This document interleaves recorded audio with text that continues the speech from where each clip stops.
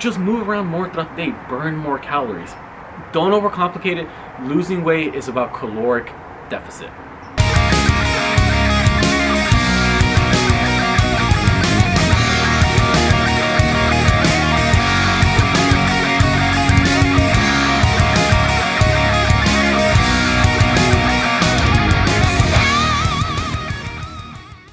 Welcome back, YouTube. David here. Today's topic, we're going to be talking about how to lose weight. Before we get into it, if you haven't already, make sure you subscribe to the channel. Make sure you hit that bell notification. Let's start off by me asking you this question. What is more important when it comes to losing weight? Is it the diet or is it the exercise? The answer is yes, they're both important. One goes hand in hand with the other. You can't neglect one and expect results. You can't only prioritize one and then expect results. You got to focus on both. Let's go a little bit more in depth. You can start working out to lose weight, but unless your diet is fixed up, you might not see results. You might not see the weight loss. Now, why is that? Well, it's quite simple. Maybe you're not burning as many calories as you need to. When it comes to losing weight, the one thing you really need to emphasize, if you could take one thing out of this video, if your goal is to lose weight, you need to be in a caloric deficit. What that means is you got to be burning more calories than what you're eating. All right, let me say that again. You got to be burning more calories than what you're eating. Now, I say that instead of saying you need to eat less than you're burning. Why?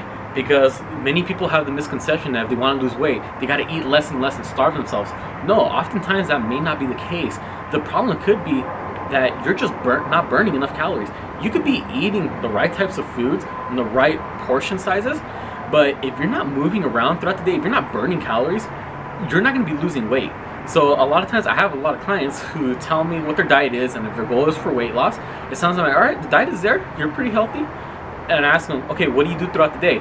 Okay, full-time student, desk job, once you get home, doing homework in bed. It's a lot of sedentary lifestyle going on there, not burning enough calories. So how exactly do we go about burning these calories? Well, real easy. Move around more throughout the day. If you're normally in an office job, during your lunch break, go out on a walk. All right. If you're at the gym, push a little harder, burn more calories. And oftentimes I feel like that's a mistake many beginners make, is they go to the gym with the intention of losing weight. They finally want to make a change, which is good. I applaud you for that, but you're not pushing hard enough. Well, I don't blame them. If they're new, how would they know how hard to push? They go in, they kind of just go at a leisurely pace. They stop the moment they feel the slight bit of discomfort. No, you gotta push hard, especially if you're a beginner. Don't be afraid to feel that burning pain, that discomfort when you're working out. That's what you need. You need to be pushing yourself to burn those calories so that way you lose weight. And again, a lot of beginners don't do that. Even people that aren't beginners, people that have been working out for years and they're not seeing results with their weight loss. Okay, if your diet's in check, you're doing all your walks outside the gym, getting as much movement breaks throughout the day as you can. But if you're in the gym and you're not pushing yourself, well, you're just wasting time. And I mean, it's good that you're doing something. Something is better than nothing. But you gotta burn those calories. Again, when it comes to losing weight, it's not so much the duration of time that you're working out that will make the biggest difference in weight loss. 30-minute workout versus 1 hour workout, that shouldn't be the main priority. The main priority should be how many calories are you burning? How intense was the workout? How hard was it? So that way you were pushing harder, so that way you burn and burn and burn more calories. All right, so we already covered caloric deficit. I'm gonna go more in depth about that. Let's just say you're eating a 2,000 calorie diet, which is the standard American diet. That's why a lot of our food labels are based off of a 2,000 calorie diet. That's why it says it on the label, based on a 2,000 calorie diet. What that means is you're eating 2,000 calories a day, but you're also burning 2,000 calories a day, and that's why you remain the same, because you're eating just as much as you're burning, so everything's leveled out. The moment you start burning more than what you're eating, that's when you'll start losing weight. The moment you start eating more than what you're burning, at that point you'll start gaining weight. But since we're talking about weight loss, let's go into that deficit. So how much weight do you want to lose? If you want to lose a pound of body fat per week, you need to be burning 3,500 calories in deficit. Why? Because 1 pound of body fat is exactly 3,500 calories. Okay, so how do I go about that? You got to be in a 500 calorie deficit Monday through Sunday, so that way you burn exactly 1 pound of body fat per week. So what does that mean? If you normally eat 2,000 calories a day and you burn 2,000 calories a day, okay, now not only do you have to burn those 2,000 calories, but now you have to burn that excess 500 calories.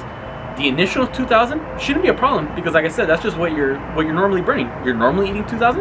You're normally burning 2,000. That's why you're staying the same as you are right now. It's just that initial 500, or that additional 500, I should say. That's where you gotta start making a change. So either you cut out 500 calories worth of food, which I don't recommend because you don't want to starve yourself, or you start burning an additional 500 calories, or you make some combination of both.